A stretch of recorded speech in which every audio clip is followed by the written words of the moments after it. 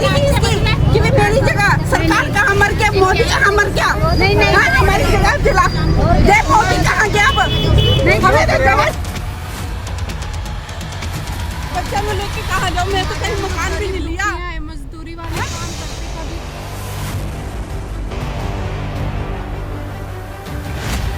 हमारे ऊपर बुलडोजर चला। हम यही प्रशासन से मांग करते हैं, जो हमारा हमें जगह दे दो।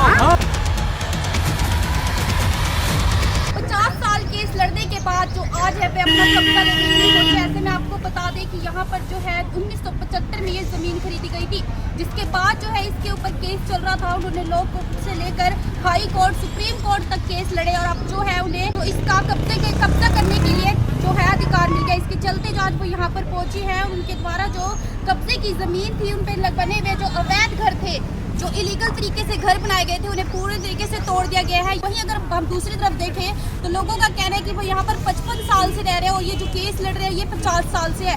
लोगों का कहना है कि हमने यहाँ पर अपना बचपन निकाला है और अब यहाँ पर बूढ़े हो चुके हैं, लेकिन अब जो है इन्हें होश आया है, जिसके चलते आप देख सकते हैं कि यहाँ पर घरों को तहस नहस कर दिया गया है, घरों को तोड़ दिया गया है। वहीं लोगों में भी ज़्यादा आक्रोश दिखाई दे रहा है। उनका कहना है कि इससे पहले भी कोई नोटिस नहीं दिया गया था और अब जो है आप हालात देख सकते हैं कि घर किस तरीके से तोड़ दिए गए हैं। वहीं इनका कहना है कि हमने यहाँ पर 55 साल निकाले, लेकिन अभी तक ना तो कोई नोटिस आया था। 55 साल के बाद ये लोग आते हैं और इस तरीके से घर को तोड़ दिया गया है। कुछ लोग यहाँ से विरोध ना प्रदर्शन करते हुए घर खाली कर रहे हैं। लोगों ने घर खाली करना शुरू कर दिया और पूरी तरीके से जेसीबी के द्वारा घरों को तोड़ दिया गया है। आइए पूरा मामला दिखाने का प्रयास करते हैं और क्या कुछ कहते हैं मौजूद लोग व साथ ही जिन्होंने कब्जा लिया है वे भी। आप सभी से रिक्वेस्ट है कि वीडियो को ज़्यादा से ज़्यादा शेयर कीजिएगा और कमेंट में अपनी राय जरूर दें और ऐसी खबरों के लिए बने रहे आवाज़ हरियाणा न्यूज़ नेटवर्क के साथ। मुस्लिम को दीजिए इजाज़त, धन्यवाद। इतने बड़े बच्चे आए थे हम। क्या नाम है आपका? पहले तो मेरा नाम अशोक कुमार है जी। अच्छा जी, कितने समय हो गया यहाँ रहते? 52 साल हो गए जी।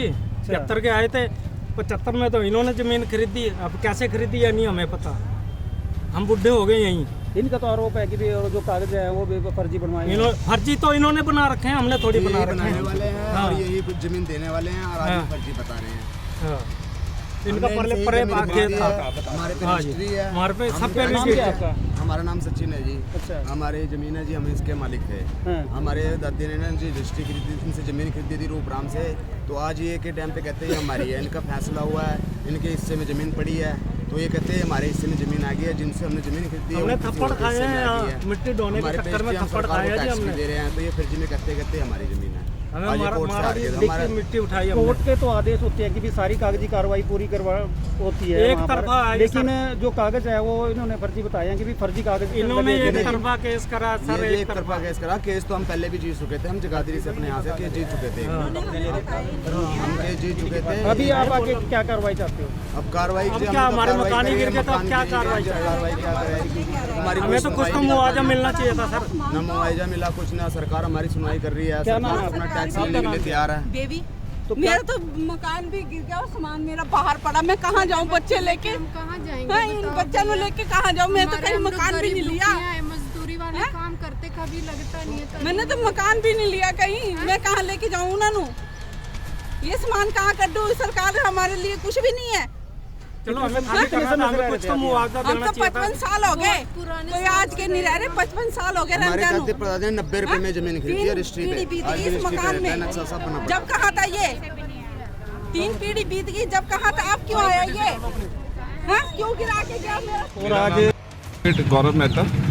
और ये जो केस स्टार्ट हुआ था 1975 में, हमने ये प्रॉपर्टी परचेज की थी और 1997 में हमारा इस प्रॉपर्टी को लेकर कोर्ट में केस 1983 में हमने ये केस जीता था लोअर कोर्ट से। उसके बाद 1987 में हम जीत गए थे सेशन कोर्ट से। देयर आफ्टर ये जो दूसरी पार्टी थी वो हाई कोर्ट गई, हाई कोर्ट से भी हम पेश हुए, वहाँ पर भी हम केस जीते 2014 में।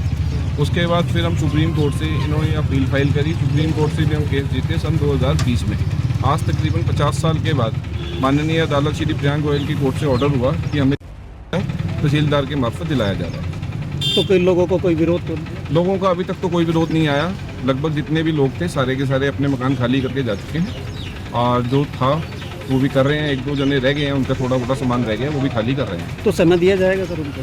समय पूरा समय दिया गया उन्हें। पिछले 2 महीने से उन्हें समय दिया गया है कोर्ट से।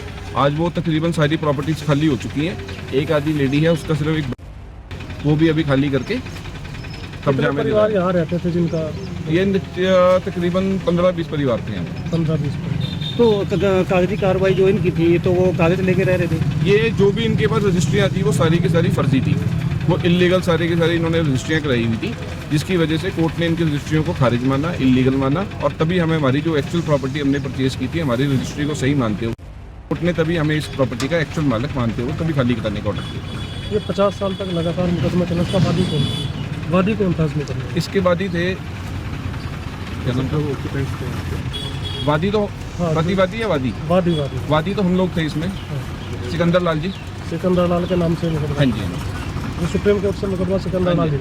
हाँ जी, सुप्रीम कोर्ट से ये हमारे जो ऑर्डर हुए उसकी अपील में गए थे, फिर सुप्रीम कोर्ट ने इनकी अपील को खारिज किया था, तभी माननीय अदालत ने हमें हमने एग्जीक्यूशन फाइल की हुई थी, तभी हमें कब्जा मिला था। सुप्रीम कोर्ट के आदेश पे जिला प्रशासन द्वारा यहाँ बंदोबस्त कर रहे थे। नहीं, देखो जो एग्जीक्यूटिंग कोर्ट होती है वो लोअर कोर्ट ही होती है, सुप्रीम कोर्ट कभी भी आपको एग्जीक्यूट नहीं कराती। जो ऑर्डर करती है वो लोअर कोर्ट करती है, फिर लोअर कोर्ट को डायरेक्शन हुई कि अब हमारी एग्जीक्यूशन है, अपने जो कोर्ट ने जो पहला ऑर्डर पास किया था उसकी इम्प्लीमेंटेशन करते हुए कोर्ट ने आज हमें कब्जा दिलाने का काम